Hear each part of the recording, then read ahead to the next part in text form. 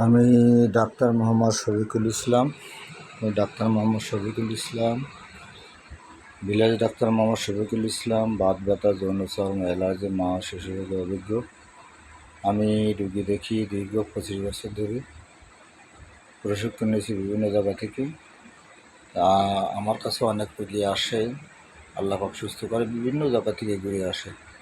যৌন চর্ম, যৌন সেক্স, সময় কম পুরুষের, তাহলে আরও আছে আপনার চর্ম, জয়েন্টে ব্যথা, মাজায় ব্যথা, তারপরে মেয়েদের রোগ ইত্যাদি ইত্যাদি। হোমিও দিয়েও চিকিৎসা করি। হোমিওপ্যাথি ওষুধ আমার ব্যাগে রাখছি।